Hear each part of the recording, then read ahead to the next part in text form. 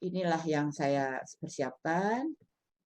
Baik, ya. Jadi yang disampaikan kepada saya itu adalah pencegahan dan pemulihan korban narkoba. Pencegahan dan pemulihan menurut saya sama aja. Karena kalau pencegahan itu kan namanya prevention ya. Kalau kita melihatnya prevention atau primer, sekunder, tersier itu sebenarnya bisa nyambung. Nanti kita akan sampai ke sana. Kenapa saya lebih senang menyebutnya sebagai pencegahan semuanya. Ya, baik.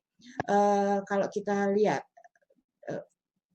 narkoba, anak-anak pada pakai narkoba, anak-anak kecil, anak orang dewasa, pemuda, orang kerja, bapak-bapak, ya. Kasus yang meninggal paling tua di RSCM karena narkoba umur berapa coba, Bu? 62 tahun. Ya, banyak sekali orang-orang tua itu yang kena narkoba juga. Dari mana dia dapatnya? Seringkali dia dapat dari wanita hiburan. Ya, ibu-ibu ini saya kasih aja rahasia nih ya. Mereka dapatnya dari wanita hiburan.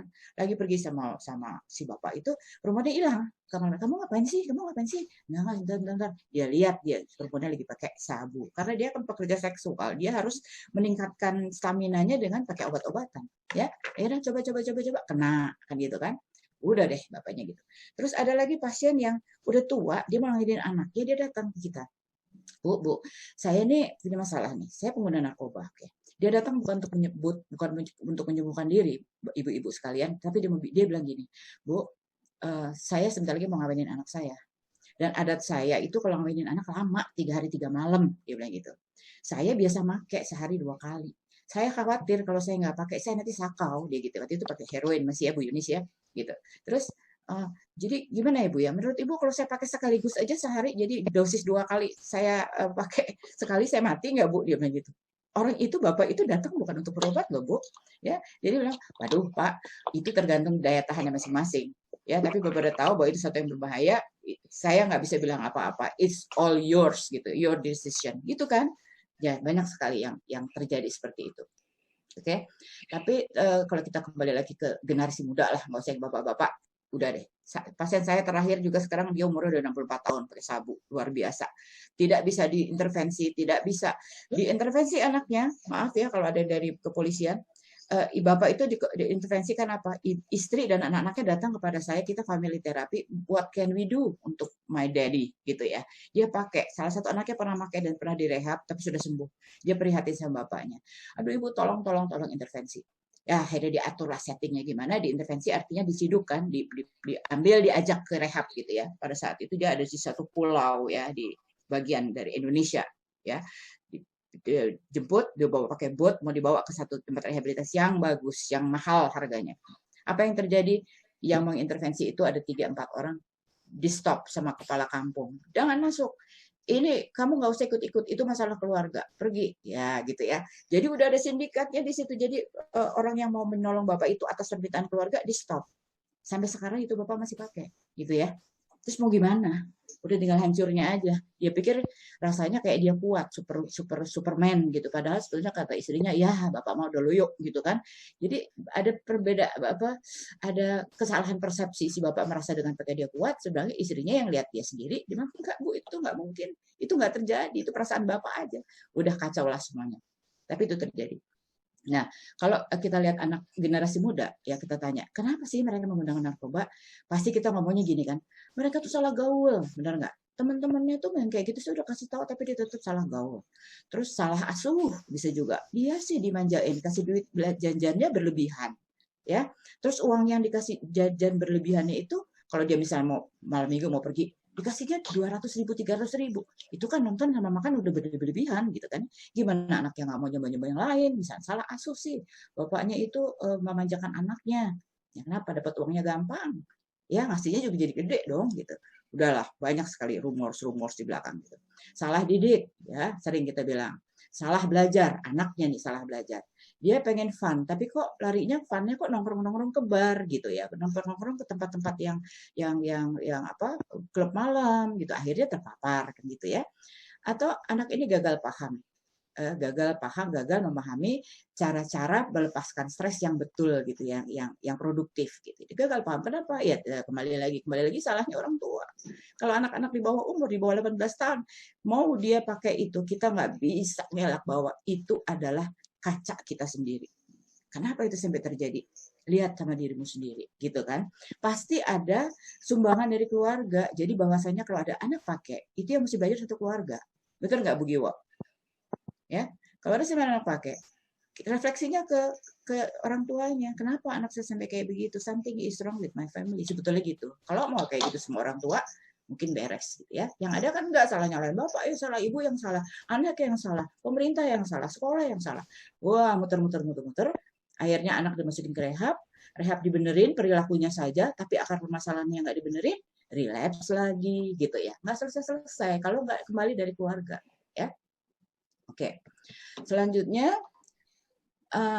kalau kita tanya sama pecandunya, Bu Giwo tadi kan nanya ya, saya senang tuh tadi Bu Giwo udah melakukan interaksi langsung dengan pengguna.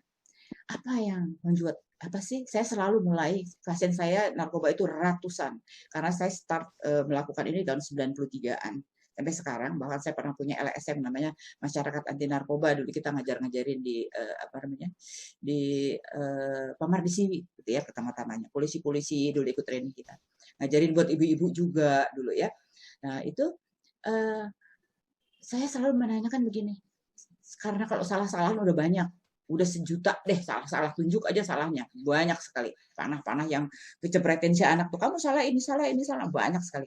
Sekarang saya justru memakai perspektif yang berbeda. Saya tanya sama anaknya, Dek, apa sih yang membenarkan kamu menggunakan narkoba gitu ya, what makes you feel that using drugs is justified gitu loh ya. Ada contoh nih, ibu datang sama saya sama anaknya. Ibu itu nanya, Bu, ini anak saya pakai ganja, Bu. Untung ketahuan. Ini yang sebetulnya ketangkep saudaranya, sepupunya. Tapi setelah ditangkap polisi, dia bilang bahwa dia anak saya pakai, akhirnya anak saya keciduk. Baru saya tahu, Bu. Anaknya di Jakarta, ibunya di Sumatera. Oke, habis itu, iya Bu, gini. Udah gitu, udah dikasih tahu, dia melawan pula katanya gitu. Dia bilang, biarin, nggak apa-apa. Saya mendingan di penjara daripada nggak boleh pakai ganja katanya gitu ya. Kanabis gitu ya. Oke, gini. Nah ini tuh Bu, anak tuh udah gede, udah umur 20 kalau nggak salah 21 gitu ya. Ibunya marah-marahnya kayak itu anak-anak kecil. Lihat tuh Bu, dia melawan sama saya Bu. Gini. Anak itu nggak punya harga diri. Diam, ketekuk, diam gini. Dia ya kayak gitu aja. Iya. Ini Bu, dia melawan saya. Ibu tolong nih Bu, anak saya ini udah rusak nih gini. Oke. Begitu oke Ibu, terima kasih Ibu sudah menceritakan concern Ibu. Boleh nggak sekarang saya bicara sama anaknya? Saya bilang gitu ya. Terus, oh ya Bu, dia keluar, berdiri keluar sambil nutup pintu tuh, itu tuh Bu ya, tolongin ya anak saya sambil nunjuk gitu pulang. Tolongin tuh anak saya ya Bu ya, dia memang begitu tuh melawan dia. Gitu. Oke. Begitu ibunya tutup pintu, saya gini aja sama anaknya. Gitu, menunjukkan lega gitu ya. Anaknya gimana? Itu Bu, itulah ibu saya. Ibu begitu tahu lah Bu, suasananya kayak begitu di rumah saya gitu. Ya, cerita panjang lebar, akhirnya sampailah pertanyaan saya, sebetulnya apa sih yang menyebabkan kamu menggunakan narkoba? Saya nggak merasa ada kebanggaan pada diri saya. Kita dia bilang gitu ya tadinya. Karena begitu saya pakai ganja, kok saya jadinya pede, kok saya nilainya jadi bagus, dia bilang gitu. Saya tenang, saya bisa nilainya bagus, ya udah sih. Saya pikir kalau itu menolong saya, prestasi saya jadi bagus gitu ya. Anak itu mencari apa? Cari ketenangan yang dia nggak pernah dapat di rumah. Ya, begitu nggak sengaja dia main, betul Bu Giwo, dia ngerokok dulu, teman-temannya coba ganja, pakai enak ya, ternyata gak enak, kok ternyata efeknya bagus buat saya gitu ya. Dia akhirnya dia pakai. Ya, inilah adalah kumpulan jawaban-jawaban dari klien saya untuk mendapatkan kesenangan. Kenapa kamu memerlukan kesenangan? Iya, karena saya tuh di rumah tuh stres mulu. Baru ketemu aja udah langsung disuruh. Coba tolong kamu ini. Oh, kamu udah pulang, ya tolong ya kalau udah cuci mobil ya. Nah kalau udah ini, wah ada berhentinya. Jadi kayaknya orang tua kalau ngeliat anak tuh bawaannya untuk suruh aja gitu ya. Ya capek deh gitu ya. Untuk menghilangkan sakit. Sakit ini bisa sakit badan, bisa sakit hati. Lebih banyak ke emotional pain. Sakitnya kenapa dia atau ibunya bercerai, misalnya gitu ya. Dia kehilangan, dia mau ngomong nggak bisa, ya. Terus dikata-katain, goblok kamu gitu aja nggak bisa lah, dikecil-kecilin, itu sakit kan gitu. Abusive gitu kan, ada tuh physical abuse kepada anak, verbal abuse juga bikin sakit karena anak kecil umur 2-3 tahun kalau orang tuanya abusive, dia nggak akan pernah bilang bapak saya atau ibu saya penjahat, dia mean, dia nggak kayak orang tua yang lain, nggak akan ngomong gitu, dia belum ngerti. Yang dia tangkap adalah saya payah, saya nakal, maka saya dipukul gitu. Tapi itu kan nggak enak ya, sakit. Banyak saya nemukan bahwa anak-anak itu mengalami trauma masa kecil. Terus untuk mendapatkan kemampuan mengendalikan diri. Ada anak-anak yang terlahir dia mungkin karena kurang diajak sering keluar ke tempat umum. Jadi dia kalau berada di tempat umum banyak dikit aja dia udah cemas. Ya, namanya social phobia itu ya. Jadi pembawaan itu menarik diri gitu. Sehingga dia merasa awkward ya. Akhirnya apa? Dia tahu tanpa sengaja juga bahwa dengan drugs dia bisa tampil oke, dia bisa ngomong, bisa bergaul, bisa ngomong depan umum. Akhirnya dia pakai itu sebagai self medication. Inilah obat yang paling cocok buat saya supaya saya bisa mengendalikan diri. Untuk mencari ketenangan, untuk mencari hiburan, untuk mencari sensasi positif. Kenapa sih kok dicari positif? Ya dia nggak pernah ngerasain. Ya, dia nggak tahu gitu. Merupakan kepedihan untuk mengisi kekosongan. Sekarang ini deh, pikir aja deh, ya nggak usah drugs deh. Game aja, game. Banyak sekali anak mengalami game addiction kan. Ya, anak-anak itu memang jarang sekali dia nggak punya repertoar apa activity yang membuat dia senang. Tanpa sadar begitu dia dikasih gadget dia gini-gini, ada game, wow asik asik. Nah itulah dia pertama kali terekspos sama kesenangan yang bisa bikin hatinya senang. Kan gimana dia nggak nagih, dia ulang lagi dong, dilarang kayak apapun enggak. Ini source saya gitu. Itu asal mulanya orang adiksi.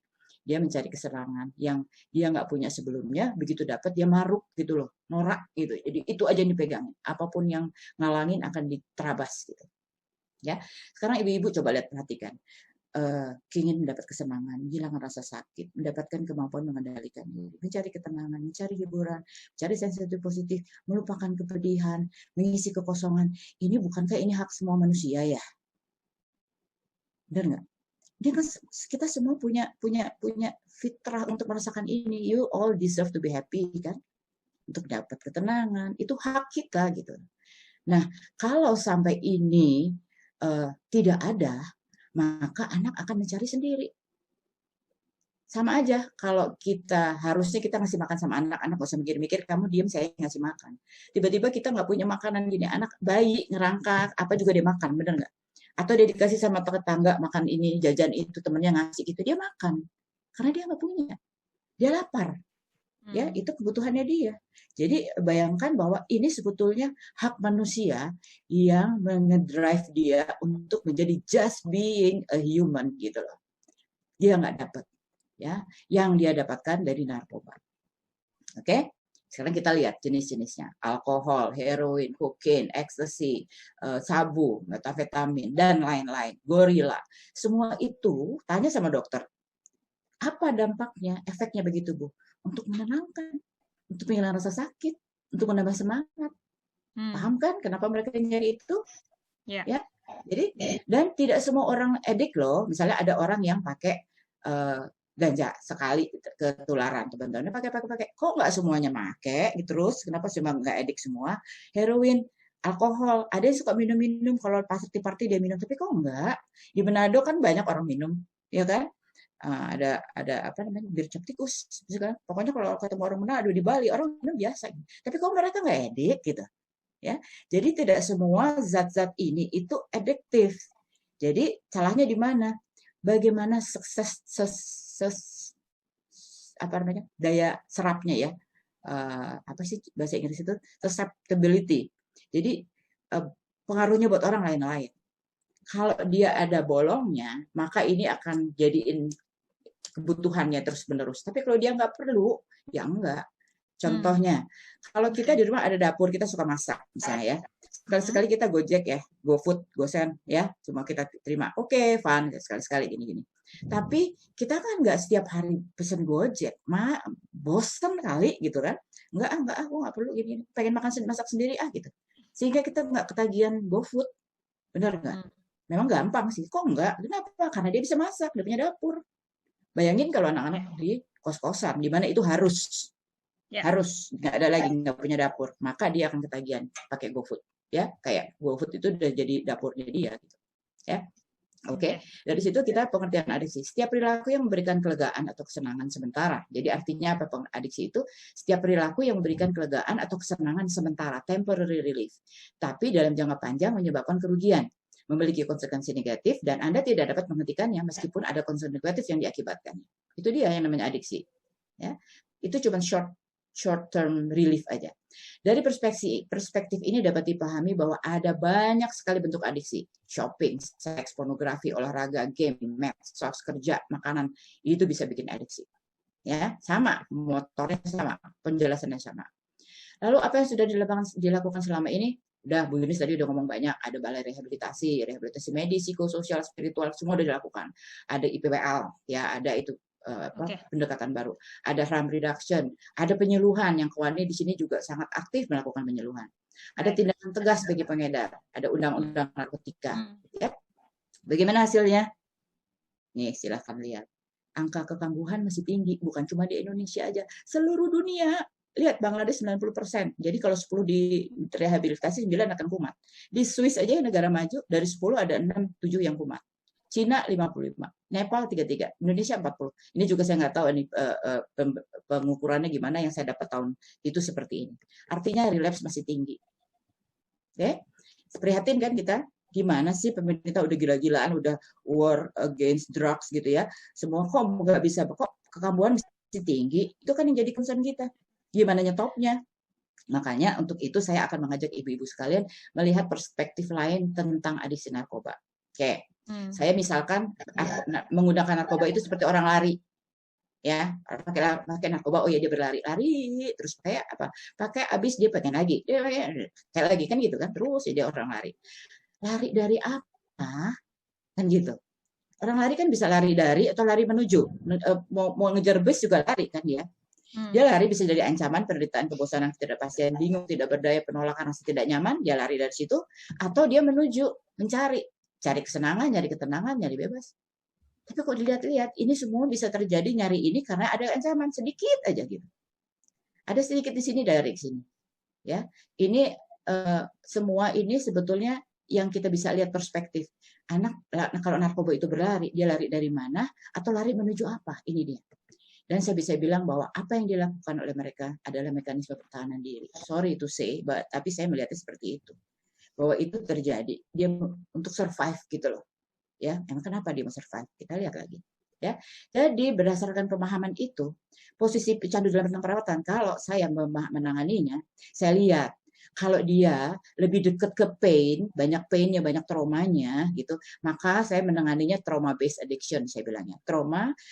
Addiction yang disebabkan karena pengalaman negatif di masa lalu, ya, yang mesti diobatin traumanya gitu. Tapi kalau dia lebih berat ke, sebetulnya nggak terlalu banyak sih, oke-oke aja, cuma 1-2 aja, tapi dia lebih banyak nggak tahan hedon gitulah, pengen senang-senang aja. Dia mencari, dan kita harus ngajarin best solution. Oke, kamu bisa senang, tapi jangan cara yang itu, karena cara yang itu tidak produktif. Lihat jangka panjangnya, kamu jadi malah rusak, akhirnya hit the bottom, dia ketemu masalah, dia balik biasanya. Ya, lebih mudah disembuhkan yang ini. Karena dia harus dipelajari perilaku baru yang lebih produktif. Dan kalau makin lama makin dewasa, makin dia bisa. Tapi kalau yang ini memerlukan upaya, ya. Sekarang saya perkenankan saya share sedikit tentang hasil penelitian. Jadi ditemukan ada orang namanya Valiti di California terhadap 17.000 klien di rumah sakit, dilihat apakah orang-orang yang sakit-sakit di rumah sakit itu punya pengalaman tidak menyenangkan pada masa kecil, namanya adverse childhood experience. Ternyata ditemukan korelasi yang sangat kuat antara pengalaman sulit di masa kecil dengan adiksi dan depresi dan sebuah penyakit. Ternyata ada hubungannya, ada korelasinya. Ya. Dan sekarang ada lagi yang mengatakan bahwa pengalaman sulit itu mempengaruhi perkembangan otak. Apa aja yang terganggu? Dopamin reseptor, endorphin circuitry, prefrontal cortex. Makanya dia nggak punya sumber rasa senang, dia nyari endorfin yang ada love di sini ya, nggak connect dia sama orang. Prefrontal cortex, makanya dia nggak bisa ngambil keputusan yang salah. Dia pakai drugs, nggak bisa menimbang-nimbang mana yang baik, mana yang enggak. Terjadinya kerusakan ada di sini. Jadi kalau dari sini adiksi sebagai gangguan perkembangan. Ya. Tapi jangan heran ya, karena kalau di mana-mana bahkan sekarang kebanyakan orang yang bergerak di bidang adiksi, mereka mengatakan bahwa addiction is brain disease. Memang kalau dari hasil scan-nya itu dibilang otaknya orang yang edik itu beda sama orang normal. Ya, antara lain dopamin reseptornya lebih kecil. Kan gitu. Makanya dibilang disease. Oh enggak, dia emang beda nih, bedanya di otak nih, brain disease. Okay. Gitu ya. Tetapi dijawab sama ahli perkembangan. That is not the disease. Karena apa? Yang jadi masalah bukan besar kecilnya reseptornya, tapi kenapa kok dia bisa lebih kecil dari yang lain? Oh, rupanya bisanya dopamine reseptor itu besar itu kalau dia dapat love, dapat disenengin ibunya, dikitik-kitik, diajakin bercanda, connection, itu yang bikin tumbuh gitu dopamine reseptornya. Sehingga pada suatu saat anak bisa memproduksi sendiri. Itu kuncinya gitu ya. Jadi gangguan neurologis pada pecandu yang sekarang kita sering temui bukan penyebabnya dari adiksi, tetapi akibat dari gangguan perkembangan itu. Ya, ini dia hasilnya. Apa aja yang berpengaruh? Gangguan ISPA, jadi infeksi saluran pernafasan atas, depresi, terus menggunakan drug addict. Dia kalau ada skornya 10 ya, kalau mengukur adverse childhood experience itu 10 skor. Kalau dia punya 4 aja, dia kemungkinan untuk menjadi pengguna narkoba jarum itu 11 kali lipat. Kalau dia punya 6 aja skornya, jadi udah orang tua bercerai, dipukulin, pernah mengalami seksual abuse, dia ngeliat orang dipukulin juga, orang tuanya juga pemabuk, 6 gitu ya. Dia kemungkinan untuk jadi adik berapa? 46 kali lipat. Can you imagine betapa kuatnya adverse childhood experience ini? Dan di dunia ini ada 67% dari orang yang paling tidak mengalami satu adverse childhood experience. Apa aja? Abuse, emotional abuse, physical abuse, sexual abuse. Terus neglect, emotional neglect, physical neglect. Household challenge, domestic violence, substance abuse dari orang tua orang sekitar dia, mental illness di dalam rumah, parental separation, divorce, sama incarcerated parents. Jadi ada yang orang tuanya masuk penjara. Bukan itu aja, dia juga bikin orang cepat mati. Ya, 20 tahun lebih cepat mati. Ini sebetulnya semua yang terpengaruh oleh adanya pengalaman negatif pada masa kecil. Tapi yang paling besar adalah di substance abuse dan depression. Itu ya banyak. Jadi siklusnya begini. Ya, saya menggunakan kata kunci saya ini disconnection. Pada saat masa perkembangan 3 tahun perkembangan anak terjadi disconnection. Tidak ada connection. Jadi orang tua tidak responsif terhadap kebutuhan anak. Anak nangis dijamin aja, ibunya sibuk main HP. Misalnya gitu. Atau anak, mama, ibunya asik, nggak ada connection. Atau bayi ya, anaknya disusuin, tapi matanya kemana-mana sambil belanja. Bang, itu berapa? Kalau nyusuin kan harusnya kontak mata. Iya, sambil dia gini. Ada kontaknya. Itu udah disconnection kalau ibunya sembari nyambi-nyambi gitu ya. Jadi karena disconnection ini, maka terjadi nggak sempurna perkembangannya. Kenapa? Perkembangan otak anak itu memerlukan respons dari orang tua yang merupakan ingredients dari untuk otaknya bisa tumbuh.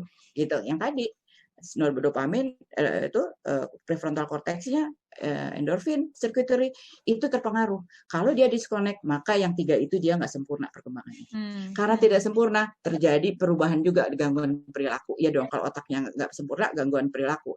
Kalau udah gangguan perilaku, dia cenderung memilih perilaku yang beresiko. Narkoba. Abis narkoba, dia disconnection lagi, di reject lagi sama orang. Mau tambah lagi sakit lagi, muter. Ya, ini ya, ibu-ibu, ini disconnection kayak gini nih. Ya, kayak kabel. Kalau di otaknya anak itu ada kabel-kabel itu halus-halus sekali di nerve kita. Itu terputus hubungannya. Ya, kalau ini connection apa enggak? Connection ya, connection. Ini saling. Mama lihat deh, Ma, itu aku dapat 8 nih, dapat A nih. Gitu, ya. Tuh, ini yang lagi sering-seringnya sekarang ya. Nah, ini kelihatannya kabelnya di luar mulus, di dalamnya nggak nyambung, lihat nih. Ibunya pergi ke taman sama anaknya, bawa piknik, gini-gini, tapi ibunya sibuk sendiri, anaknya makan sendiri. Lihat nggak? Seberapa sering kita ngeliat kayak begini? Ya. Nah, kalau ini connection, ya, walaupun dia saling melihat, tapi dia ada berasa close, dekat, gini, ya. Yang ini adalah eksperimen. Kalau sempat lihat deh, still face experiment. Jadi anak bayi umur 1 tahun nih ketemu sama ibunya, dia connection, attunement gitu. Ibunya gini, anaknya ibunya gitu, gitu. Tiba-tiba ini si dokter Edward iseng, dia bilang, kayak apa sih kalau ibunya nggak respons? Tiba-tiba ibunya diem aja, anaknya berasa kontak, ibunya diem, mukanya diem, still face, nggak ngapa-ngapain. Nggak lama dari itu anaknya langsung berontak. Apa terjadi? Dia stres anaknya karena ibunya tidak berespon. Itu eksperimennya. Nonton ini deh. Bagus sekali deh. Itu. Ya. Jadi ini yang terakhir adalah kalau ditanyain upaya pencegahan dan penanggulangan, ya, saya bilangnya primer. Primer itu yang belum menggunakan, jangan sampai menggunakan. Sekunder yang sudah menggunakan supaya tidak menggunakan lagi, stop. Yang tertier yang sudah berhenti menggunakan jangan sampai kambuh. Itu sekunder, primer, tertier. Di sini nah letaknya ibu-ibu semua nih. Primer yang jangan. Kalau yang ini udah ada bagiannya nih, ditaruh di Yunis. Bu Yunis kalau dia relapse kirim ke psikoterapi. Berarti dia penyebabnya lebih banyak ke pain. Berarti dia lari dari gitu ya. Tapi kalau yang dia pakai untuk mendapatkan kesenangan di tempat rehab ibu nih gampang nih nyelesainnya nih, diganti perilaku baru bisa. Tapi kalau dia kumat-kumat lagi, berarti dia lebih besar ke pain-nya gitu. Sehingga dia membutuhkan psikoterapi. Karena seringkali adiksinya munculnya bersama gangguan mental yang lain, depresi, PTSD dan lain-lain, ya. Cari terapi trauma atau mencari makna hidup. Nah, ini pesan saya untuk ibu-ibu yang mau bekerja membuat penyuluhan konsentrasinya ke sini Bu. Pengasuhan anak yang nurturing, stable, engaging. Nurturing, stable, engaging. Jadi peka dan responsif terhadap kebutuhan anak. Pemenuhan kebutuhan dasar anak, kalau udah gede dikit, resiliency training. Semua orang di dunia ini sekarang stressful, maka resiliensi yang paling penting. Terus manajemen stres sejak kecil, bagaimana mengeluarkan kemarahan, merasakan tidak enak, manajemen stres, pemilihan diri, pengambilan keputusan, itu jadi modul-modul semua. Ya kalau mau belajar, ayo Bu Kawani pasti bisa nih memfasilitasi adanya modul-modul seperti itu dan membangun relasi koneksi anak ke orang tua.